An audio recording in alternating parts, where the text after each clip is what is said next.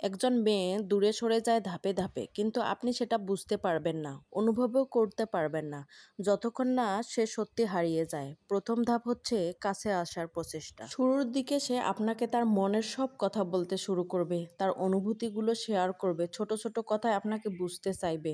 কখনো হয়তো তার ভালো লাগা, কষ্ট এবং দুঃখের কথা আপনাকে জানাবে। সে চাইবে আপনি তার কথাগুলো গুরুত্ব দিয়ে শুনুন, বুঝুন, তাকে সময় দিন। কিন্তু আপনি হয়তো খুব একটা পাত্তা দেবেন না, ভাববেন এ তো স্বাভাবিক, মেয়েরা এমনই হয়। আপনি হয়তো ব্যস্ত থাকবেন, অথবা ভাববেন সে সব সময় তো আপনাকে বলবে, আজ না শুনলে কি হয়েছে।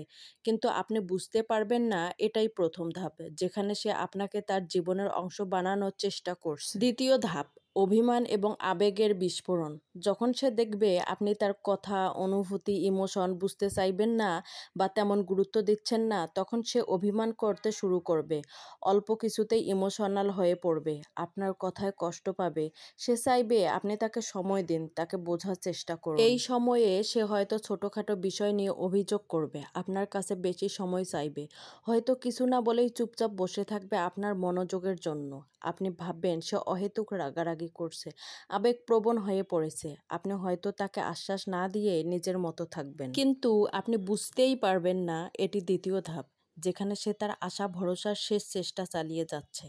এবং তৃতীয় ধাপ, ধৈর্যের শেষ সীমা। যখন তার অভিমানেও আপনার মন গলে না, তখন সে আর আগের মতো থাকবে না। এখন সে অল্পতেই বিরক্ত হয়ে যাবে, আপনাদের মধ্যে কথায় কথায় তর্ক হবে, ঝগড়া বাড়তে থাকবে, আপনাকে আর কিছু বোঝাতে চাইবে না, কারণ সে জানে বোঝানোর কোনো মানেই হয় না। এখন সে আপনার কথায় আর আগের মতো প্রতিক্রিয়া দেখাবে না। হয়তো কোনোদিন আপনি কিছু বলবেন আর সে চুপচাপ শুনবে, না রাগ করবে না হাসবে, তার আগ্রহ কমতে থাকবে, সে আর আপনাকে নিয়ে স্বপ্ন দেখবে না। এটাই সবচেয়ে ভয়ানক সময়, কারণ এই চুপচাপ থাকা মানে সে আপনাকে ছেড়ে যাওয়ার জন্য নিজেকে প্রস্তুত করছে। এবং শেষ ধাপ, নিঃশব্দ বিদায়। আপনি ভাববেন হয়তো সব ঠিক হয়ে গেছে, যেহেতু সে আর অভিযোগ করছে না, রাগ করছে না, তাই সম্পর্ক স্বাভাবিক হয়ে গেছে।